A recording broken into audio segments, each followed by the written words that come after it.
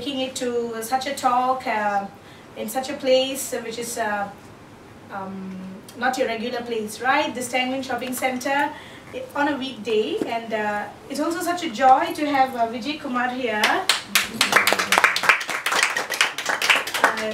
To have him here to share his experiences, very, very valuable experiences in the area of art and heritage, because we need so-called detectives like Vijay to identify, to have a good knowledge of the technicalities of iconography, so that can be used to identify looted artifacts. And it's all about responsible collecting. And I would just pass it on to Vijay Kumar to elaborate on it. Yeah, it's wonderful having you here, and may I please have the honor of inviting Vijay here to carry on with the talk.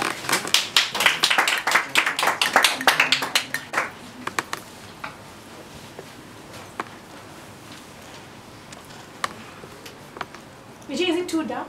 Is it okay? No, it's okay.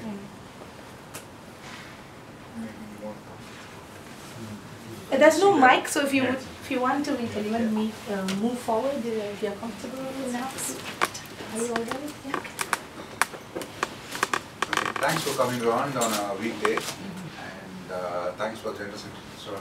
And again, thanks for hosting such a talk on a sensitive subject in a place like Singapore. You'll know why I say in a place like Singapore when we go into a presentation.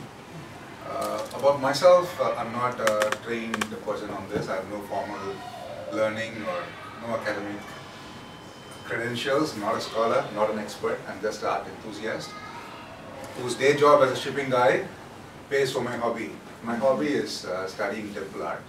Unfortunately, not too many people are there today who study bronzes. And when I was searching for something to specialize in, I took up bronzes. So it's been a passion that's been driving on for the last 8 years. I run a small blog site on called Poetry in Stone, where I try to document my learning process in terms of blogs. And coming back to the subject, it's going to be a short presentation, about 45 to 50 minutes, and then we'll have a question and answer session. You're welcome to ask questions. I'll try my best to answer in my limited knowledge. Usually you will have a dedication at the end, but normally I talk my start with a dedication. I would dedicate it to the artists, the sculptors who created these magnificent pieces, to the kings and the patrons who supported them, and to people like you who continue to appreciate them. She is the androgynous form, Ardhanari, currently in Australia, who was stolen from Vruddhachalam temple. We will see the details of the case a little later. Before we start, just a brief introduction of the topic. To lay the basic groundwork, Chola bronzes, today when somebody talks about Chola bronzes, they are looked up as pieces of art. But I want to draw the line that they were not created to be pieces of art. What they were created to be, we will see a little later. But unfortunately, their artistic value is driving a systematic loot, which the extent we have been trying to get the press and the government to understand. It's not a few bronzes here and there. The complete extent of the loot, our ancestral treasures, are not only constrained or limited to 1 or 2 temples all over India, not even India, it spans much larger. The bronzes that you're seeing now are all part of the loot. I'm not going to go into the specifics of the loot, but I'm going to talk about the other aspects involved. Why we want to talk about it is how do we stop this? The amounts involved are really huge, as you will see, and there are too much at stake. And obviously the government back home in India doesn't seem to be aware or does not want to focus. These are all part of the loot as well. Of course, whenever I start talking about this, the big debate comes up. people say, hey, they're beautifully exhibited in an air-conditioned hall. This incidentally is not part of the loot. This is an Atraja in the Ringberg Museum in Zurich. But compared to the status back home, people normally say, hey, instead of being like this, maybe he wants to be in an air-conditioned hall. Unfortunately, yes. There are a lot of temples where they don't have enough money to take care, and priceless treasures are left lying on the ground in termite mounds. The termite mounds too played a role, which we will see. The mounds involved, as I told you, I'm not sure if there are people from the art world here, but these mounds are huge, and the money involved is too great to stop. If you convert it to Indian rupees at today's exchange rate, I'm sure you will know how much it is. We're talking millions. And unfortunately, most of these do not tell us who bought it. It's even come to the extent of being sold on eBay in bids. Technology, unfortunately, is playing a part. This is not a loot, it's actually artificial patina being applied. We'll come to it to understand why this photo is shown later. Now, I'm going to show you a few dramatic images to know that if this is allowed to continue, what will happen. This is a sculpture in Nepal.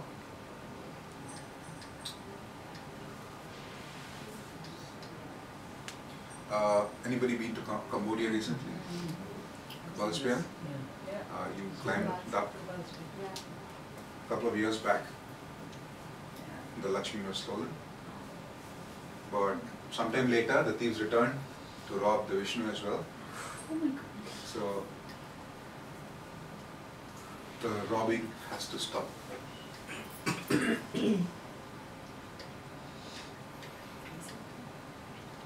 Of course, I'm going to show you a few of my favorite pieces.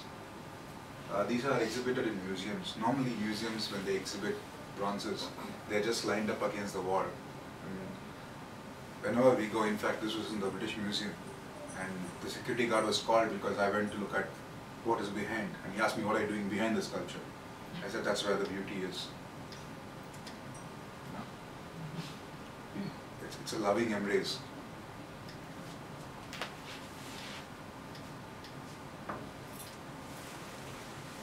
Again, you should give a thought, spare a thought for the creator. And these are not the gods, these are actually the Nayamas, one of the Nayamas of course. And to the extent and detail, this again is not a loot, it's in a museum. The extent, the beauty, unfortunately is contributing to their loot. I'm just going to show you a few bronzes, just to lay the foundation to understand their artistic appeal as well. You can imagine 1,000 years have passed since these have been crafted. Of course, you know it's been done by the lost wax method. The detailing,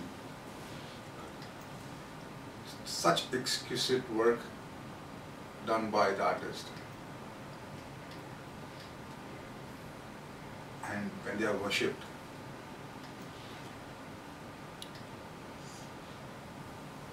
a true bronze, when she's under continuous worship, that's how she looks, how he looks. You will never get this inside a museum. And the way they are treated back home, you should see, they are treated as Tirumenis. Tirumeni meaning embodiments of God. They are gods for the priests. They are woken up, they are sung to, they are bathed, they are dressed, they are fed, then they are sung to and put to sleep again. And they are adorned. This is a Koshta sculpture, stone. Just wanted to show you this. We were photographing this for about, this site for about 3 hours. And the priest just walked by. And he said, 1 minute. He just went inside and draped a cloth over it. You know? And that's the effect that a loving hand has on a devotional deity. Now, a lot of people like to know why bronzes have patina.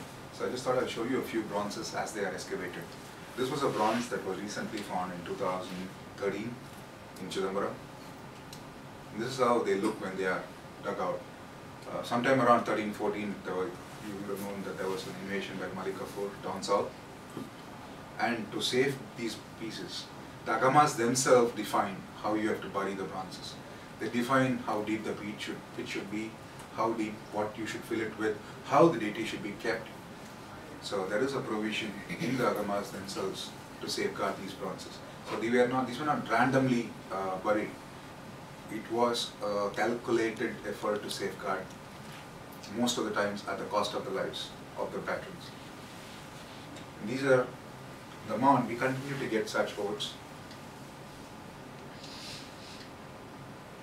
And this is the condition they are when they come out. Just wanted to put this in context. We're talking about $1 million and no safeguards. And you go buy a $10 pant, there is a tag that doesn't allow you to take it out of the temple. So this is what we are pushing technology and the universities back home to try and find a way, a foolproof method with which these bronzes can be tagged. The difficulty in amateur people like us, this is an Natraja for your information. And this is how we get to see them when they are adorned. So there is no way that we can properly catalog. It has to be a quasi-governmental body that undertakes a proper documentation. To the subject, UNESCO, I'm not sure how many of you know that in the 1970s, art theft was a big subject, and the UN intervened and passed across a very beautifully worded, huge document, which unfortunately Singapore has not signed. It encourages research, proper cataloging. I'm going to run through these. I'm sure you can look it up on the internet. What it does basically is, it includes sculpture of any material in its database.